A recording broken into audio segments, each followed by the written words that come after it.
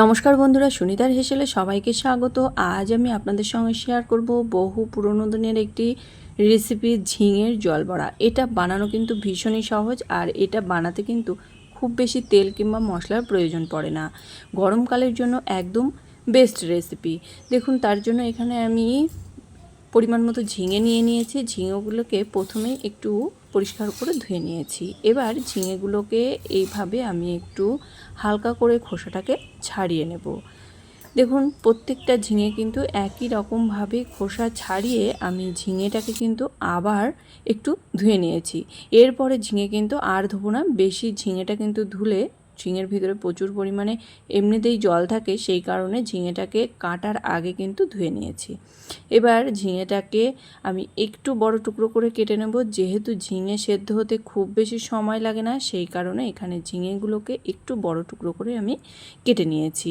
এই একই রকমভাবেই কিন্তু আমি সমস্ত ঝিঙেগুলোকে কেটে নেব। দেখুন, এখানে সমস্ত ঝিঙেগুলোকে কেটে নিয়েছি। এবার ঝিঙেগুলোকে আমি সাইডে রেখে দেব। রেখে দিয়ে আমি এখানে ডাল বেশ 3 থেকে 4 ঘন্টা মতন একটু ভিজিয়ে নিয়েছিলাম। এখানে আমি মটর ডাল ব্যবহার করেছি, তবে আপনারা চাইলে কিন্তু ছোলার ডালটা ব্যবহার করতে পারেন। ডালের মধ্যে একটু আদা দিয়েছি, আর দিয়েছি একটা কাঁচা লঙ্কা। এই ডালটা আমি এইরকম শুকনো অবস্থাতেই কিন্তু মিহি করে একটু পেস্ট করে নেব। এই ডাল বাটার সময় কিন্তু জল ব্যবহার না করলেই ডাল বাটাটা বেশ বড়াগুলো খুব ভালো হবে। সেই কারণে আমি এখানে জল ছাড়াই কিন্তু ডালটাকে বেটে নিয়েছি। এবার ডালের মধ্যে দিয়ে দেব স্বাদ অনুযায়ী লবণ, স্বাদ অনুযায়ী একটু চিনি দিয়েছি, আর দিয়ে দেব একটু হলুদ গুঁড়ো। সমস্ত কিছু কিন্তু খুব ভালো করে এইভাবে একটা চামচের সাহায্যে কিন্তু ডালটাকে খুব ভালো করে ফেটিয়ে নিতে হবে। ডাল যত ভালো করে ফেটানো হবে, বড়াগুলো কিন্তু খেতে ততটাই সফট হবে। এখানে ডালটাকে সাইডে রেখে দিয়ে একটা মশলা তৈরি করে নেব। তার জন্য দেখুন, এখানে শিলের উপরে দিয়ে দিয়েছি 1 চামচ মতো সর্ষে আর 1 চামচ পোস্ত। যেহেতু অল্প একটু মশলা, সেই কারণেই কিন্তু আমি এখানে শিলেই মশলাটা তৈরি করে নিয়েছি। এবার ওভেনে একটা কড়াই বসিয়ে দিয়ে তাতে দিয়ে দিয়েছি পরিমাণ মতো সর্ষের তেল। তেলটা বেশ ভালো করে গরম হয়ে গেলে 1/2 চামচ কালো জিরে আর কয়েকটা কাঁচা লঙ্কা ফোড়ন হিসাবে দিয়ে দিয়েছি। এবার ফোড়নটা একটু ভাজা হয়ে এলে এর মধ্যে কেটে রাখা ঝিঙেগুলোকে দিয়ে দেব। দেখুন, এখানে সমস্ত ঝিঙেগুলোকে কিন্তু দিয়ে দিয়েছি। এবার ঝিঙেগুলোকে প্রথমেই তেলের সঙ্গে হালকা একটু নাড়াচাড়া করে নেব।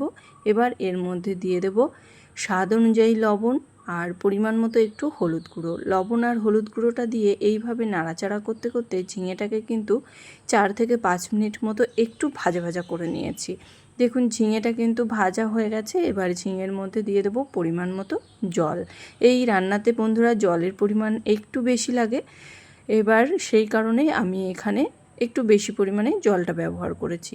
জলটা দেওয়ার পরে খুব ভালো করে মিশিয়ে নিয়েছি। মিশিয়ে নিয়ে এখানে ঢাকা দিয়ে রেখে দেব তরকারিটা ফোটা পর্যন্ত।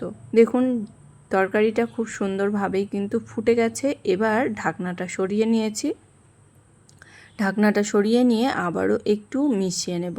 মিশিয়ে নিয়ে এখানে যে ডাল আমরা ফেটিয়ে নিয়েছিলাম, সেই ডালের বড়া এখানে এবার ছোট ছোট করে দিয়ে দেব। আর ডালের বড়াগুলো যখন দেব, তখন কিন্তু গ্যাসের আঁচটাকে আমরা হাইতে করে রাখবো। এই সময় কিন্তু গ্যাসের আঁচটা লোতে করে রাখলে বড়াগুলো কিন্তু ভেঙে যেতে পারে। সেই কারণে যখনই বড়াগুলো ছাড়বো, তখন গ্যাসের আঁচটাকে হাইতে রেখেই এরকম ফুটন্ত ঝোলের ভিতরেই কিন্তু বড়াগুলোকে ছাড়তে হবে। সমস্ত বড়াগুলোকে দেওয়া হয়ে গেছে। এবার ঢাকা দিয়ে রেখে দেব প্রায় 7 থেকে 8 মিনিট মতো। দেখুন, এখানে প্রায় 7-8 মিনিট মতো ঢাকা দিয়ে রেখে দিয়েছিলাম। ঝিঙে কিন্তু খুব সুন্দরভাবেই নরম হয়ে গেছে, আর বড়াগুলোও কিন্তু বেশ শক্ত হয়ে গেছে। একটু নাড়াচাড়া করে নিয়েছি। এবার এর মধ্যে দিয়ে দেব যে পোস্ত আর সর্ষেটা আমরা বেটে রেখেছিলাম, সেই মশলাটা এখানে দিয়ে দিয়েছি। খুব ভালো করে একটু মিশিয়ে নেব সর্ষে আর পোস্তটাকে। খুব ভালো করে কিন্তু সর্ষে আর পোস্তটাকে মিশিয়ে নিয়েছি। এবার এর মধ্যে স্বাদ অনুযায়ী একটু চিনি দিয়ে দেব। যেহেতু নিরামিষ রান্না, সেই কারণে এখানে কিন্তু একটু চিনির ব্যবহার করেছি। খুব ভালো করে মিশিয়ে নেব। মিশিয়ে নিয়ে এখানে কয়েকটা উপর থেকে কাঁচা লঙ্কা দিয়ে দেবো। আর আপনারা চাইলে কিন্তু এখানে কাঁচা সর্ষের তেলটা ব্যবহার করতে পারেন।